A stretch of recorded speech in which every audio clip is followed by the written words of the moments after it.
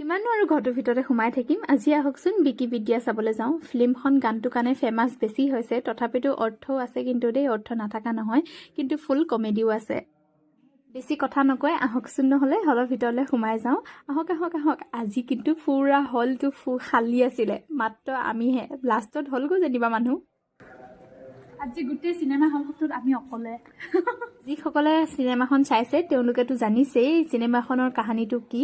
যিসকলে চোৱা নাই তেওঁলোকৰ কাৰণে কৈছোঁ। চিনেমাখনৰ কাহিনীটো হৈছে যে কিছুমানে গাৰ্লফ্ৰেণ্ড বয়ফ্ৰেণ্ডে ভিডিঅ' বনোৱা বা কিছুমান প্ৰাইভেট বস্তু ভিডিঅ' বনোৱা যেতিয়া ভাইৰেল কৰি ব্লেকমেইল কৰি থাকে, তাৰ ওপৰতে হয় চিনেমাখন।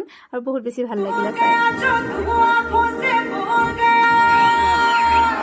এটা কথা, গানটোৰ কাৰণেই বেছি ভাইৰেল হৈছে ফিল্মখন, আৰু গানটোৰ কাৰণে চাবলৈ যোৱা নিচিনা। কিন্তু গানটো ফিল্মবিলাকত কেলে জানো ভালকৈ নেদেখায়। যে যি দুটা লাইন মই ভিডিঅ' বনাই দিছোঁ সেই দুটা লাইনে গান